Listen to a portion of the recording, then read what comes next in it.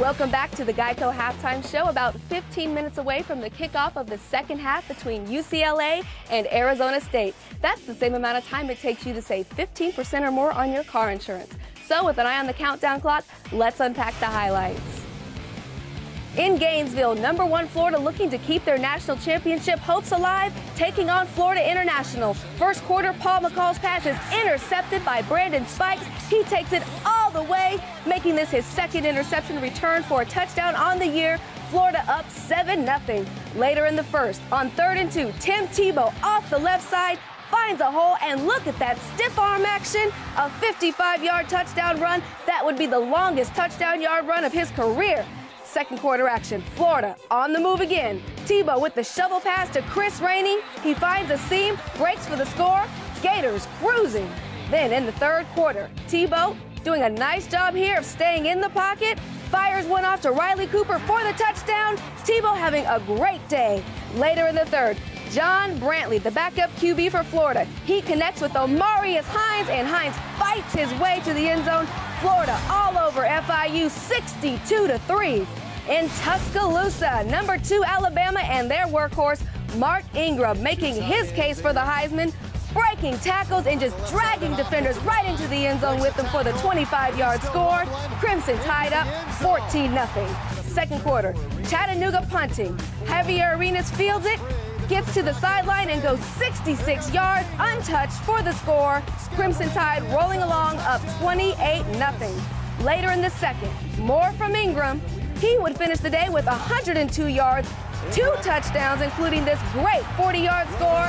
Alabama goes on to win it 45-0. Tonight, it was either win or go home for the Los Angeles Kings, who faced the Vancouver Canucks in Game 6 and Round 1 of the Stanley Cup playoffs. In the second period, the Kings go up 2-1 off this Drew Doughty score. Jack Johnson with the assist. With just 2 minutes left in the game, Daniel Sedin scores to put Vancouver ahead 3-2. Unfortunately, the Kings weren't able to bring it through, and their season ends tonight after suffering a disappointing loss 4-2. For KTLA Sports, I'm Gigi Garland. Dan Herron's debut tonight here at Angel Stadium started off pretty well. In the first inning, he allowed only 1 run with 2 strikeouts, but his exit would go not quite as planned.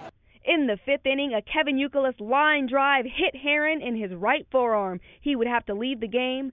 Red Sox go on to win 6-3. Right now, we are about to see Lamar Odom and Shannon Brown attempt to set a new world record for the most free throws made by a pair in 1 minute. It's all going down right now at the Convention Center in Los Angeles. 3, 2, 1. You're an NBA world champion, and now you're a Guinness World Record holder. How does that feel? Yeah, it's incredible. It's cool to be a part of the Guinness Book of World Records, and something I'll be proud of. It looks like a leisurely ride, a slow trot around the pen, but what you are actually watching is a patient working with a therapist. Just some of the mechanics of the horse when you're sitting on a horse, at least for me, and I think for everybody, it requires a lot of core strength, and it requires a lot of flexibility, and so just the act of staying on the horse itself is therapeutic in a way that I think would be difficult to replicate. This is Pam Schmidt. She has congenital hip dysplasia.